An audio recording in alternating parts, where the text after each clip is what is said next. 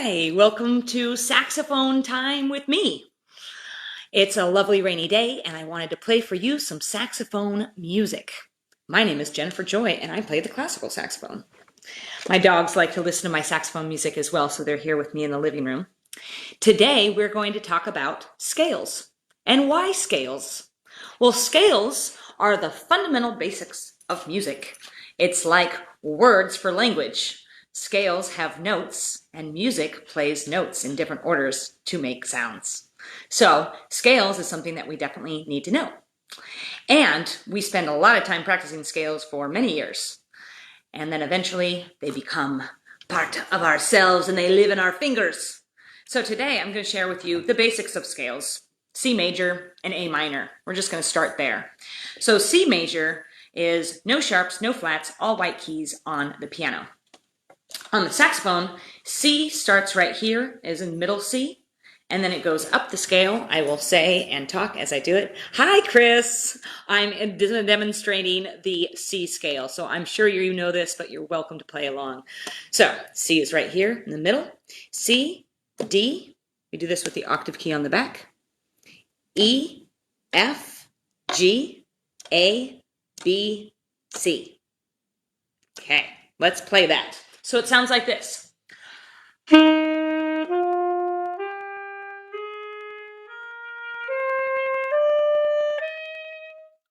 playing that way so that you can see my fingers, but normally we play front side. So coming down.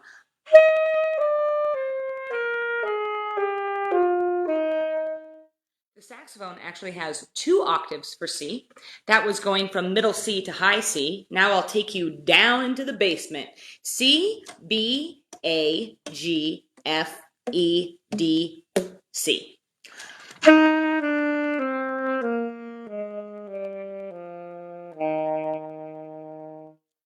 That's the C major scale. Its relative minor is A minor. That means we play the same notes as C, but we start on A. A, B, C, D, E, F, G, A. Just like that. Sounds like this.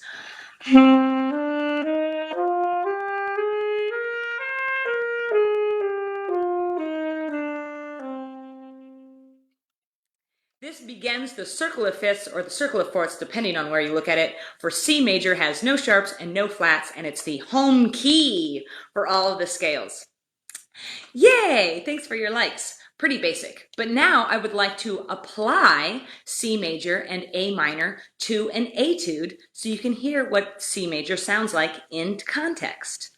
So this is the 48 famous, look at all those likes, yay! This is from the 48 famous etudes. Hi Pam, I'm so glad you're here. By the Fairlane, and we're going to play number 1, which is done in C major, and then number 2, which is a faster movement. The way that these etudes work is the first one is slow and the second one is fast. This one starts in C major, and then over here on the next page, it'll be done in A minor.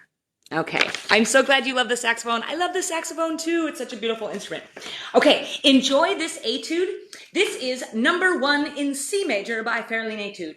But just as a sneak peek, it actually does have accidentals, so you will hear some accidentals in there. Woo! I sure love seeing all of those fun little likes show up on the window. Thank you so much for your love.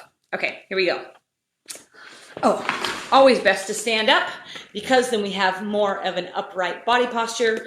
We can hold the saxophone in front of us. Our air is not constricted and our hands are free to wiggle as need be. So it's always best to play standing up. Okay. You can practice sitting down for scales and stuff, but when you want to play, stand up. Here we go.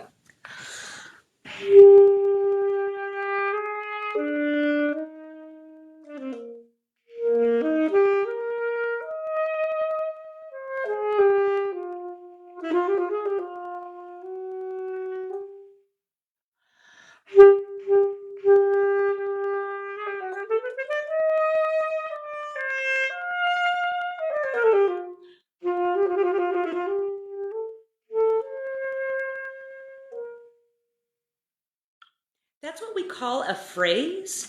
And so the phrase has to move and we breathe at different points of that phrase, but we never want to make our sentences sound like this when we play music. No, we don't want to do that. We want to make our sentences be fluid. Thanks for all the hearts.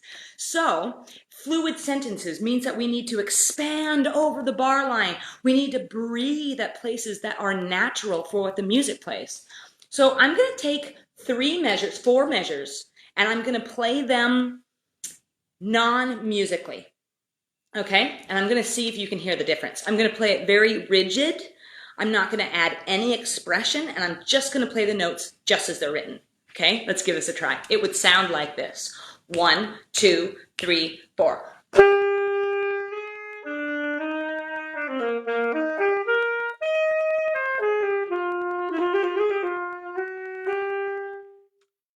There. I played the notes. I played it in time. I played it with some dynamics. That should be good enough, right? What did that miss? Did that convey anything to you? Maybe not. Now this time I'm going to do the same thing, but I'm going to add in some musicality and some expression so that I can convey the meaning of this melody to you. Because that's what we do as musicians. Listen.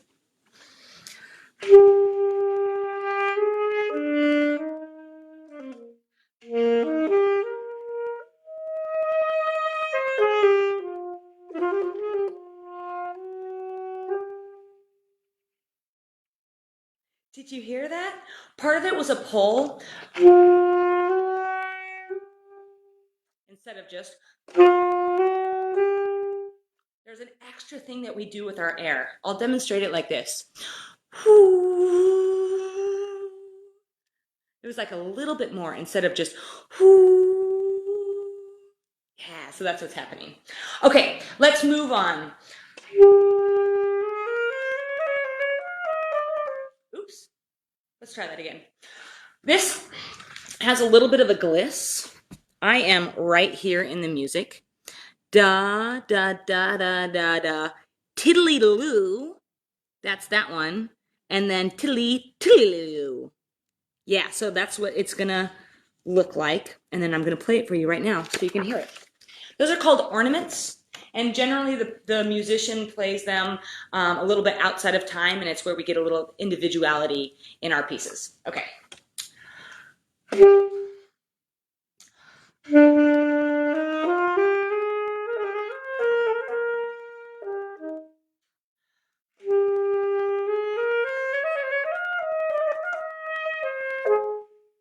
Not super smooth, but that's okay.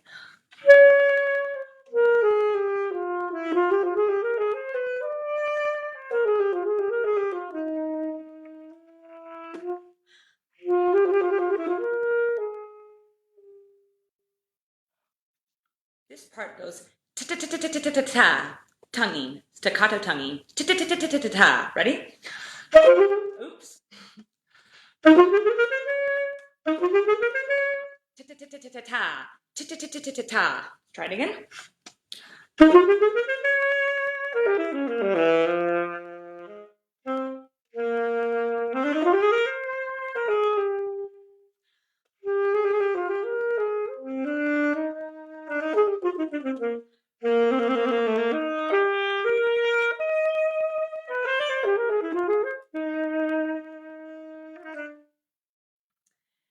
There's usually a climax in each piece, and it usually happens around 60% of the way through the piece, because then the whole beginning of the piece is building up to the climax, and after the climax happens, you have a little bit of a denouement where you wrap up the theme. So what I just played was actually the climax of the piece. Let's listen to it again. It starts out as a subito piano, which is suddenly soft.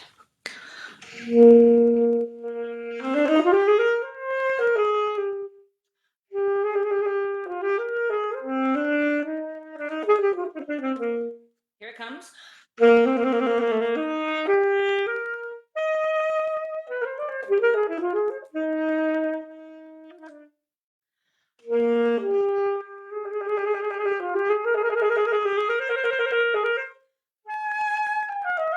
Oops.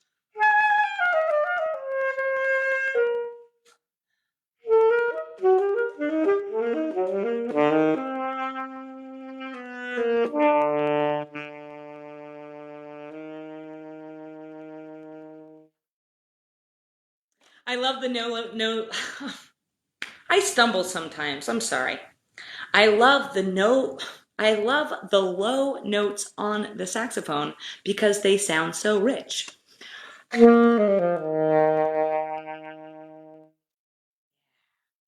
So that was the C major etude done slow. Now let's look at the faster etude. This is done with 16th notes. 1 E and a 2 E and a 3 E and a 4 E and a. Okay, let's give it a go.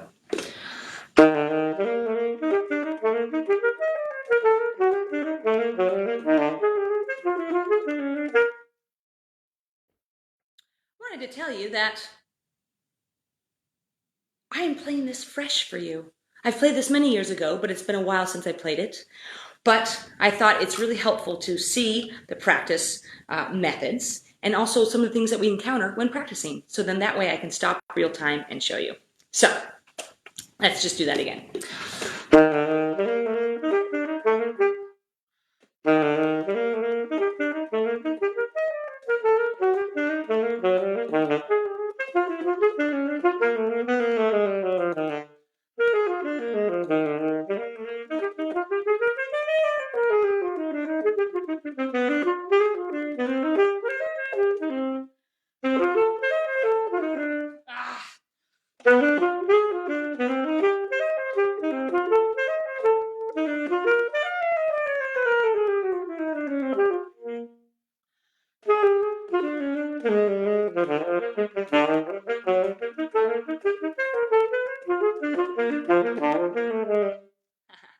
These are so fun.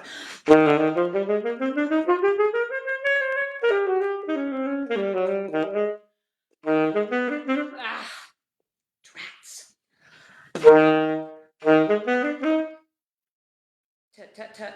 This is an articulation issue. I'm coming off of a 32nd note from the previous measure, coming into straight 16th in this measure, but it's got this weird tonguing and articulation thing, so it's supposed to be like tut tut tayet tayet tayet tayet tayet tayet tut tut tut. That's helpful to say that out loud. Tut tut tayet tayet tayet tayet tayet tayet tut tut tut. I'm gonna do it slow.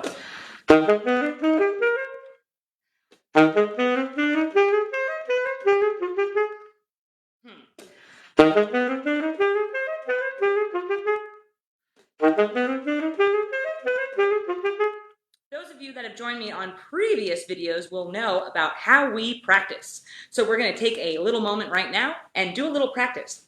So the first thing that we do is we slow it down and we play it straight through. We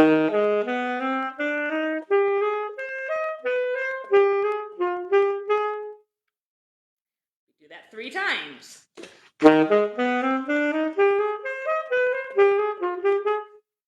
3 times correctly, so that's 2 times correctly. Here we go. Great. Then we go long, short, long, short, long, short, long, short, also called swinging.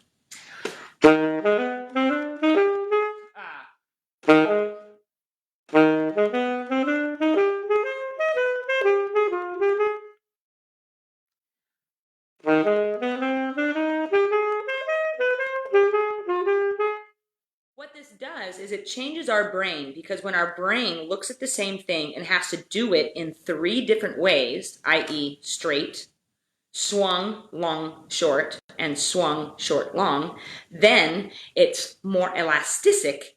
And so when we go back to play it, it's like this little brain hack, and it puts everything in line.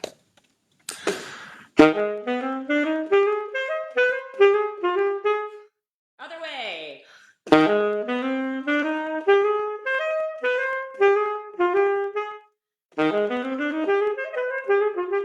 Then ideally, when we go back, it should all fall into line. Let's give it a go. Ah, it worked! That was much better than before.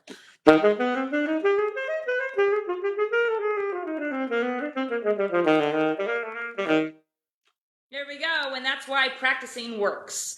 What's totally awesome is you can see some real results when you practice, but you have to practice smartly, and that means training the brain and the fingers, and not so much about getting frustrated about what you're doing. It's actually very much a brain and finger thing, so we have to come at it from different angles, and that's why we practice in different ways. Okay.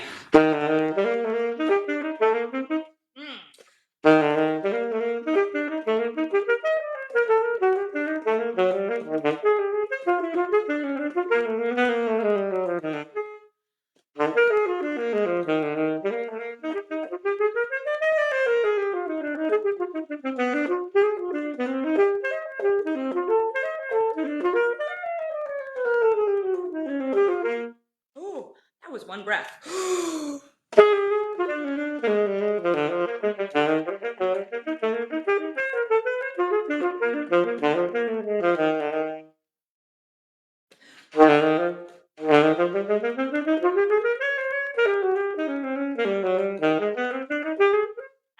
Tracks. That was the practice thing that we just did, and it should have been there, but it wasn't. Tracks. So we're going to back it up a measure, slow it down, plug it in, okay?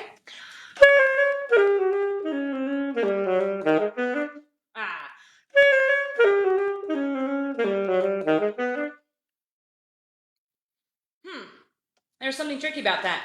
So when that happens, you take the last beat of the previous measure with the first beat of the measure that you're working on, and then you isolate it that way. So it goes like this. Again. Again. Okay. Now I add in beat 3. So now I'm going to play beat 3, beat 4, beat 1, and 2.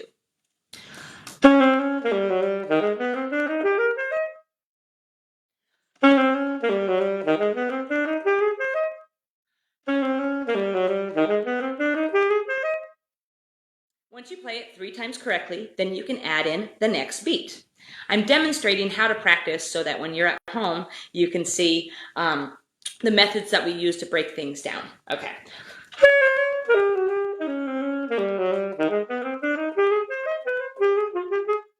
There we go, getting better.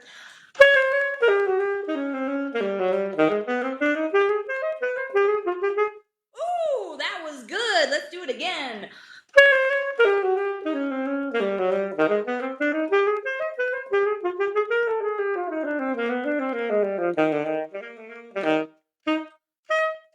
There we have it. So that is slow and fast in C major. Thank you so much for watching. It's always lovely to have you here. I'm a saxophone teacher, which means that I mainly teach saxophone students, but I also teach musicians. And I also share my music with music appreciators. I do this in master classes and also in live concert performances.